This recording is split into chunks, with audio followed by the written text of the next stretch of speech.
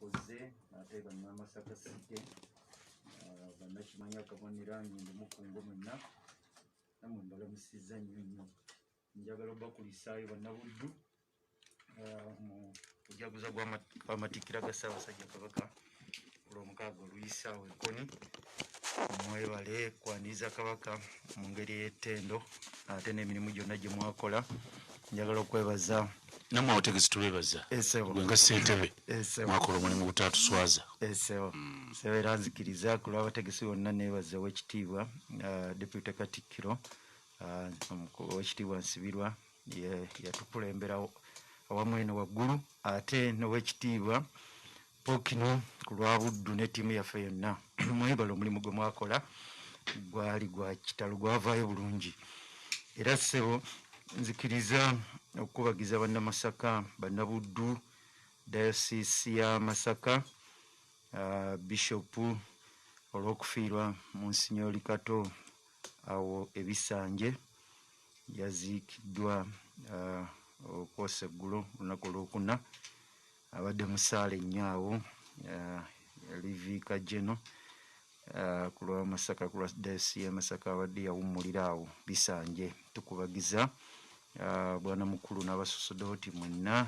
ate ne bannabisanje mwenna ate era mu ngeri emu ku lw'obusiraamu okubagiza olw'okufiirwa Sheikh Sula awe gayaaza awo naye yatufaako wiiki eno n'abalala bafiiriddwa Kitangaawo. Ensonga zammwe tukyazigoberera, waliwo obutemu poliisi natuukako ku poliisi okukakasa nti tubigoberera bulungi. Tujja kakasa nti bikwatibwa abakola ebizibu ebyo bali ku poliisi era poliisi ebigoberera bulungi. Ssebo akasembayo ku nsonga zino njagala kwebaza abantu baffe mu miruka egy'enjawulo. Tulimu kwerula nguudo zaffe lwakuba ffe enkola yaffe ya bulungi bwansi. Ssebo mukulu Meddie erimu tractor CNF ya nkumbi yaffe twajongezako waggulu si ya kakumbi nga tukulembeddwa omugalati ono tukozesa tractor naku lweggulo twamaze omwo Musenya awo Setaala. Olwaleero tutandika awo Kajjansembe kasooka paka ekitambuza kakati ba LC bafaawo bakansala mukakase nti omulimu ogwo gukolebwa bulungi balonda bulungi abeeyo balonda bulungi era Ssebo basanyufu. Ate bwe tumala ku lunaku olwokubiri tugenda kutandika Kijjabwemi logs awo ne mabegaawo ku oluguudo oluyita ku Baptist nalwo okulwerula tukakase nti ebintu byaffe bibeera bulungi. Mukulu Tone ne mukulu Kaketo ne bakansala abalala ensonga eyo mugikwase maanyi basanyi bwe tunabaawo tujja kudda ewaffe ekyabakuza manyi nti bakubuliriza. bandabire nnyo oye omubaka wa Palamenti ate Dr. Abed Bwanika tulina omwana w'omufu Ssebo Honorable Kibirige Ssebunya buza kwatuliza Ssebo ate era omwami bwaba omufu era asigala mwami omufu abeera mwami omwana w'omwami Honorable Ssebunya buza kwatuliza Ssebo. Bannaffe tubalamusaako ate ne tubaagaliza eggandaala eddungi nga muwuliriza rediyo yaffe eno. Twagala okuyozaayoza era naffe mu kkowa erimu Ssaabasajja okuza amatikkira ago ndowooza byatambula bulungi. General abantu bakuuma obuntu kwekuuma obulwadde ate era omukolo ne gutambula bulungi. Abaali ku leediyo naffe eno twabiwulira bulungi. So twebaza nammwe abateesiteesi ne twongera okusabira Ssaabasajja obulamu obulungi ate era n'ekiseera ekirungi mu maaso. Ate twebaliza wamu ne President Museveni lwakuba abantu beerabira.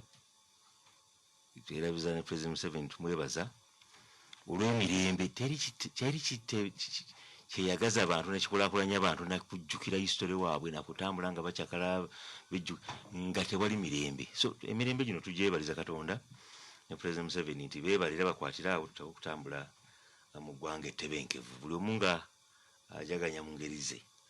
Nankubadde tuli mu bulwadde bannayuganda bwe batadde emmotoka obulwadde COVID atutawaanyiza batusumuluddemu akatonotono tukyebaza naye ababodaboodera mukomewo n'empisa zammwe. traffic jam muyita ebitala mubiyita mbuyisi ona asimbula ate naawe osimbula eri taxi nazera so bannaye twekubirize emmoloka zino sinannamu bulungi waliwo eziikiridde mu bitaala wakati muzikanikeko kanikako ku mmotoka nga tonnaba kugivulumula kugiteeka mu luguudo lugazi northern bypass egenda etereera bagigula naye omuntu agenda n'akugoba emisinde ng'ate mu maaso waliyo hazard egamba nti genda mpola naye ng'onaakuli emabega akugirako emisinde so twekubirize nankubale tuguddwamu kale tuleme kufa kuwona covid ate tufe accident so kwata gwe tukyebaza tukyebaliza Katonda nti obulwadde bukakkanyeemu tugenderaawo tukuume obulamu tunaabe mu ngalo tetugijjaako masiki tetugijjaako nankubadde olowooza nti abantu si balwadde booli nabo naye obulwadde we buli era tukubiriza tutambuliraawo so n'essanyu erutuliko eri abaana baffe abaddusa emisinde bane temuliwa mu mazzi abeyambi bokka gavumenti ekoze buli kyonna teri yagendedde ku tiketi ye kugenda mu Olympics Cheptegei abadde emirundi n'emirundi ng'ayambibwa kokka kenjogerako nti okufuna gold eno si yesoose agenza ayambibwako kyenjogera ku byemiza anti byayambiddwa tukibuukavuusi yensimbi ayambiddwa ki ebirabo abiweereddwa era kakati ebigambo bya sports bino senga abaana babagagga bali mu Olympics kubanga buli kimu bakiina abaana ba Dr. Abedi senga tebaliyo. It is endurance omuntu guba mutima gwo n'oyagala ekintu n'okiteekamu amaanyi go gonna gavumenti okuyamba ate tekiba condition ntojja kuzanya mizannyo egyo so tulabye bangi mu nsi zonna si mu Uganda wokka abantu ab'ekiseeringa baba bejje bokka mu bunnya tosobola kudduka misinde mwana muwala gye yadduse 42 kilometers ng'olinda gavumenti ekuyambe nedda gwe nyini gwe gitandika n'ogifubako gavumenti nekusangiraawo nekuyamba toyenze ampulize tulina omukisa ate okukyaza state minister wa finance honorable Amos Golobi omubaka w'Entenjeru north sebo omubaka w'Entenjeru amambuka g'Entenjeru tusanyusa okulaba minister w'ebyensimbi buuza kwatuliza sebo sebo Meddie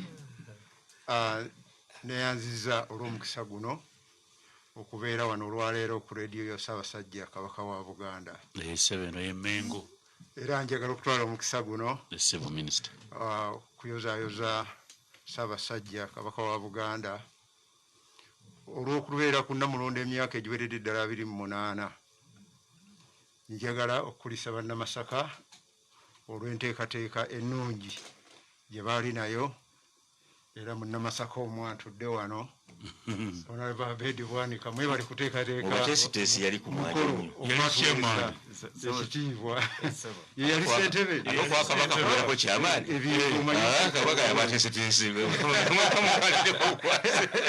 kuluyo olw'abannamasaka ngale nebaza Kibiriga azala walanka osala walanka Kibiriga omukulu yateekateeka ekyo kituufu bwe yagenze mu State House era yateesiteesi mwami Kibiriga ono simanyi gyava aba tewalina gye bava bo bonna gye bava tuli bakupaaka wano Kasubi naakulabye fe tuli Kawanda Bugerere gwe mumanyi obulungi tuli bannakidondwa be bamanyi ebyafaayo bulungi ebitundu byaffe byava eyo Bunyoro era ndowooza kyova owulira ebyo ebiriyo ffe tuli mawanga magatte eruuyi eyo Ebugerere kakati ffe Baganda batonotono abali eruuyi eyo Abaganda mu njogera eri eyedda naye nga ffenna tuli Baganda kuba tuli wansi wa Ssaabasajja Kabaka abantu bange ab'Entenjeru North bamusaamu nnyo ekitiibwa era baalina essanyu lingi nnyo omulundi gwe yabakyalirako n'olwekyo nsanyusa okubeera wano ku lw'Abannabugerere naddala ab'Entenjeru North benkiikirira mu Palamenti ya Uganda. Ampuliriza kali ttiimu kabiri temuze okujjula tulinako Dr. Abedi Bwanika Honorable Sebunya Kasule, ne Honorable Minister Amos Rigorobi, MP Wantenjiro North, State Minister of Finance. Minister wale tuinze kututandike. Sebo ngatandatandika. Nayitako mu constituency ye. Nensanga nga badabiriza eddwaliro lya Kayunga. Nene nnyonyereza awo nembuzabuuza buli omu. Aga nti amanyifeyo twalinayo omusajja waffe nga ye yatuyamba. Nga nti omuyita Lugoloobi. Bagenda bikamuluwoca katuwere tusange ebikyamu ebiri mu malwaliro bakomyewo bavumbedde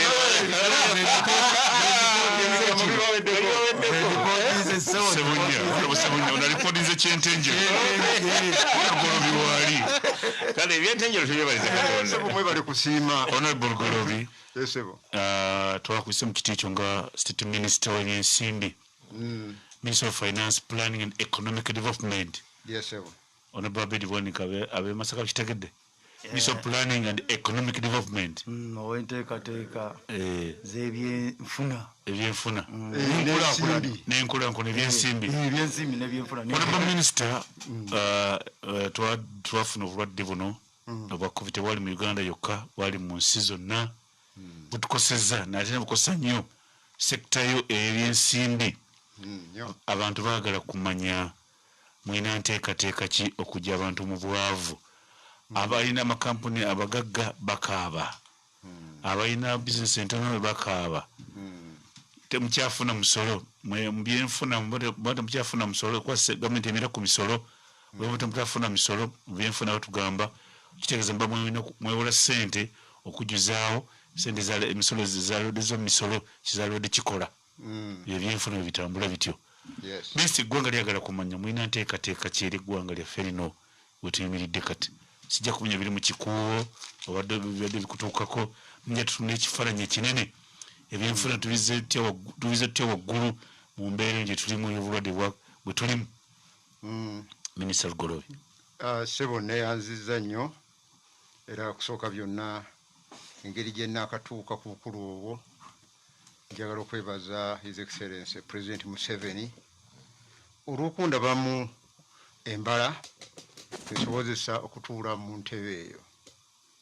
Ne bannayuganda bonna mbeebaza okusobola okubeerawo mu mbeera ebadde enzibu bw'eti eyatandika omwaka oguwedde 2020 nga mu mwezi awo ogwokusatu kwegamba ne tutambula kumpi omwaka ogwo gwonna nga tutambulira mu mbeera ey'obulwadde ate mu ssaawa y'emu eya kampeyini abantu bangi ne bakosebwa n'okutuuka olwaleero. Mu butuufu nange nze omu ku abo abaakosebwa abaalwala ennyo COVID era bw'oyogera ku COVID ebintu byonna mbimanyi kubanga nze kondishoni zonna eza COVID naziyitamu. Naye ndowooza tetuze kwogera ku details eza COVID. Nze ndi mbyanfuna. Oli mbyanfuna. Kyekyakuyisiza sa. Kakati COVID ono. Nalise Luther Acheng oba Atwine setubadde ku bya COVID. Ne gwe oli mbyanfuna. COVID ono tumutunuulira mu ndaba bbiri. Dimensions bbiri. Waliwo endaba eyo ey'ebyobulamu, engeri gy'akosaamu ebyobulamu ate tukimanyi bulungi nti omuntu bw'alwala ne mu byenfuna era aba alwadde kuba tasobola kubeerawo. Nze emyezi 3 n'ekitundu gye namala mu ddwaliro nga ndi mulwadde nali sikola. Kitegeeza ebyenfuna byange ng'omuntu ne famire yange n'ebitundu byenkulembera byakosebwa nnyo mu bigambo byenfuna kubanga jjukira nti byali biseera bya kalulu ate mu biseera ebyakalulu spendinga n'olwekyo enfuna y'ekitundu kyange yakosebwamu. Ekyo ky'ekitundu eky'obyobulamu. Ekitundu ekyokubiri kyekyo kyennyini ekikwata ku mbeera z'abantu livelihoods n'ebyekitwaliramu n'ebyenfuna by'eggwanga n'abantu bennyini abalibeeramu.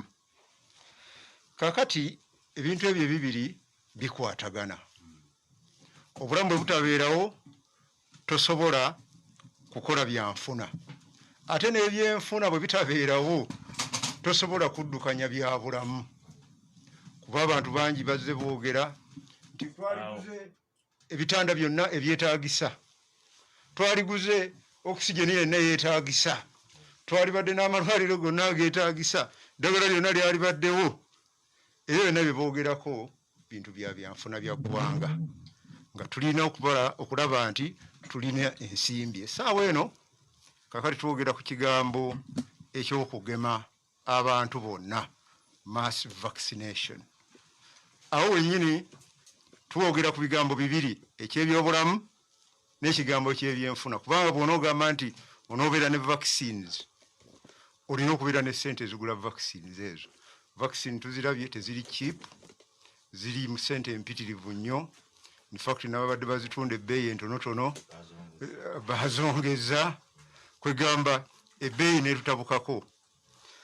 N'olwekyo mu bigambo ebyenfuna tusoomozeddwa mu dimensions ezo ebbiri nti ensimbi ze twetaaga okuddukanya ebyobulamu, kuba twakwatibwa mu mbeera nti teri yali asuubira nti covid agenda kujja. N'olwekyo tubeere n'ebitanda 4,600, teri yali kyakisuubira. Naye bwe kijja mu ngeri ya emergency tufuna obuzibu. Yensonga nolwaki mu mwaka gw'ebyensimbi ogwaggwa 2020-2021 twawalirizibwa okwewola ekisusse. Twawalirizibwa okwewola ekisusse kubanga eggwanga lyakosebwa ku sayidi ey'ebyennyingiza. Ssente zaffe ezisinga tuzifuna nga tuyita misolo. Kakati abantu babeera wansi wa lockdown, tebasobola kubanga bawa emisolo nga bwe bagiwadde. Ekyokubiri, olw'okuba bali waka, dimandi y'ebintu ebitundibwa, dimandi y'ebintu bye bandibadde badimandinga bye bali badde bagula nayo ekendeera. Kakati bwekendeera, emisolo mingi tugifiirwa, gamba nga VAT n'emisolo emirala. N'olwekyo omwaka oguwedde twafiirwa ku sayidi eyo trillions 2.5. Kakati bwe tuba twabalirira nti bajeti ya Uganda ejja kubeera trillions 45, kitegeeza nti 2.5 osooka n'oziggyako. Tujjukire nti bajeti bw'ebeera trillion 45, trillion nga 25 zibeera ssente ezo zetwewola, zetuyita mu lulimi olwaffe luno debt stock. Tulina debt stock gye tulina okulisaikolinga kumpi buli mwaka olw'okuba tetunnafuna busobozi busasula ssente ezo. Ezo zonna tuziteeka mu budget. Kakati omuntu atunuulira budget ya Uganda n'alaba trillion 45, ayinza okulowooza nti 45 zonna wenziri zigenda kukola mirimu. Njagala okubategeeza nti trillion nga 25 ziva mu nsonga ey'amabanja, okusasula amabanja amakadde n'okulaba nti ge tubeera tulina okusasula ate waakiri twewola ne tugazzaawo. N'olwekyo ye cash 22 situation gye tubeeramu. Kaakati ne tubeera ne siringi zino trillion nga 2, trillion nga 2, Oweekitiibwa byayogerako trillion 2 ezo okwewola osasule akubanja. Ako ge mazima, kuba abantu balina okumanya ebintu bino esebo baleme okuteeka oluusi akazita akayitiridde ku gavumenti. Ate bamanye nti bwe naddala aba private schools tubeera mbuzibu nga buno abadde basiga bukosa omuntu nga ye individual, ate ne bukosa ne gavumenti. Kwega gavumenti eyaliyambye omuntu n'ebeera nayo mbuzibu. Sigamba nti gavumenti tevaayo n'eyamba. Era kaakati tutunuulira omuntu, era wakati mbuzibu obwo bwe tubeera nabwo ne tugamba ku mulundi guno nti tugenda kuteekawo obuwumbi nga 100. Obuwumbi obwo 100 tuyambibweko ze tuyita participating banks. Banka za Uganda ezinaba zeetaaze okwetaba mu mulimu guno nazo ziteekewo obuwumbi 100. Olwo tulyoke tuwole essente ezo ku magoba amatono ennyo eri abantu bannayuganda abakoseddwa omuggalo guno n'obulwadde buno obwa covid okutambulira awamu. N'olwekyo yenteekateeka eriwo era pulezidenti yagirangirira.